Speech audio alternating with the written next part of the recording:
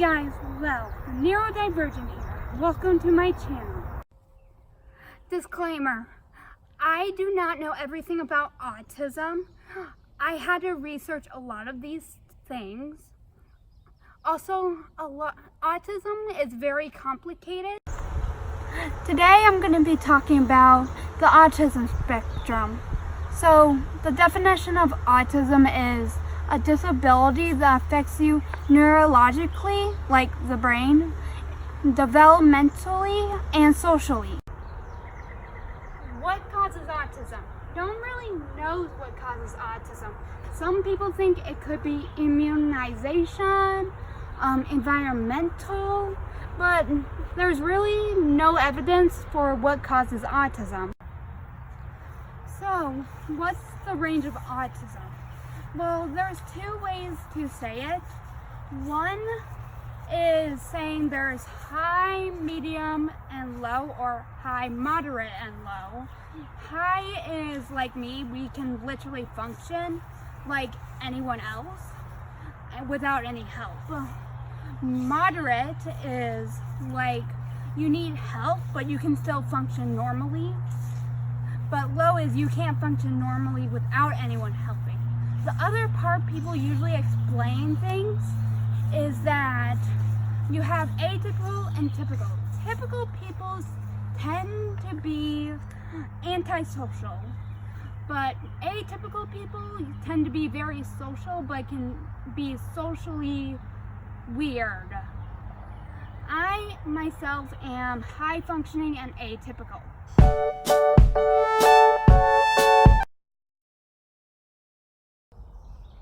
Social delays. Fails to respond to his or her name or appears not to hear you. Resists cuddling and holding and seems to prefer playing alone. Retreats into his or her own world. Has poor eye contact and lacks facial expressions.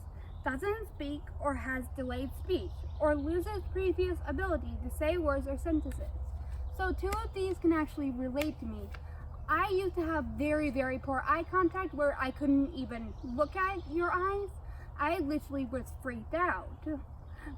I have better now, but also I went into kindergarten with 12 words. Can't start a conversation or keep one going, or only starts one to make words or sentences.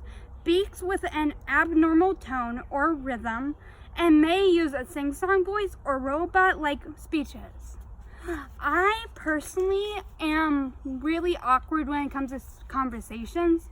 I really do not know when to start a conversation, nor do I know when to end it. It's kind of an awkward thing for me. I also seem to have a robot kind of speech. When I talk, I'm also trying to think of what I'm saying at the same time as talking, which makes me be delayed in some of the words I say. I literally sometimes, even if a conversation's over, I'll think of something later and tell the same person it, even though the conversation's even over.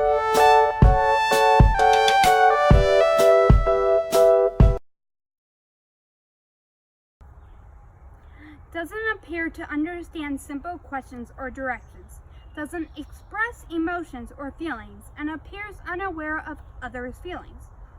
Doesn't point or bring objects to share interest.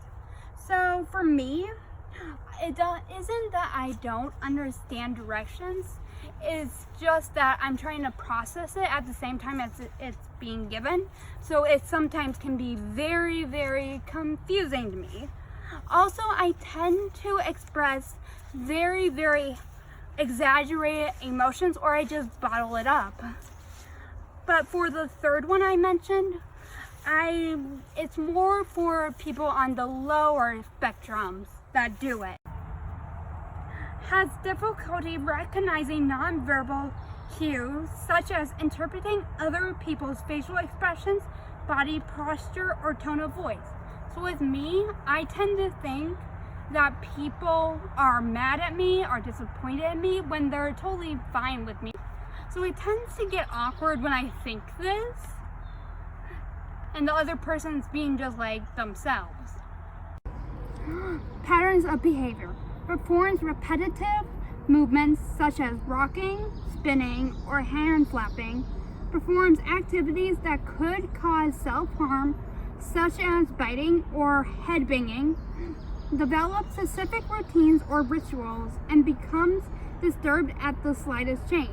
So for me, I used to be very much a pacer and hand flapper whenever I got really stressed. I'm not that way anymore, but my brother is.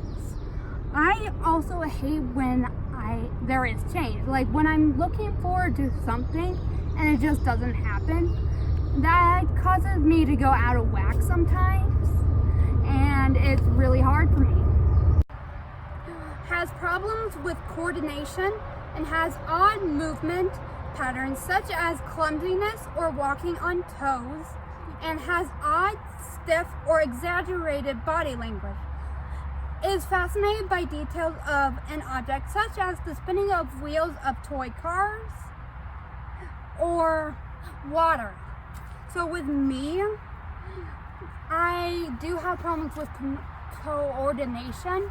I used to be very much a toe walker, but I'm very clumsy nowadays due to another disability that I have called motor apraxia.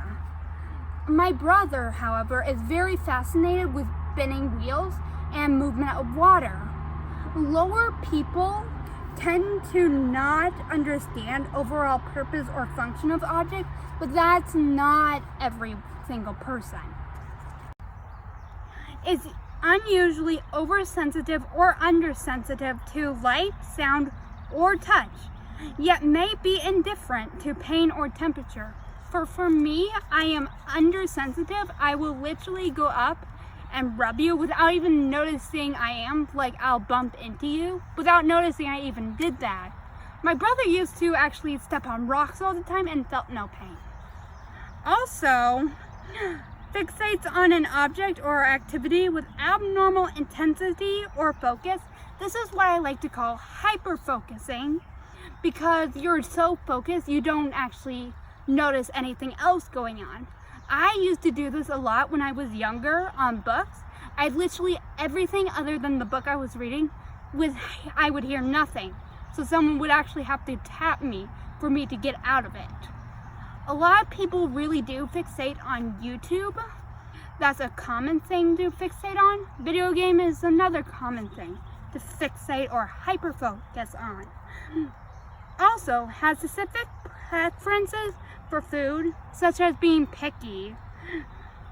My brother is very picky eater. He really doesn't eat a lot of things that I like to eat. Like, he will not eat spaghetti, and I love spaghetti. So, combinations of disabilities that are common with autism. I'm just gonna list a few. There are way more common disabilities that can go with autism, but some of them are ADHD, anxiety disorders, depression, and OCD.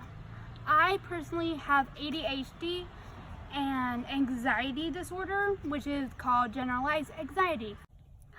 If you or anyone you know is a neurodivergent and would like to come on my show and sit down and talk to me, I'll have my email down below, so please email me. Thank you all for watching. If you like it, subscribe and hit the bell for notifications. And I'll see you guys in the next video.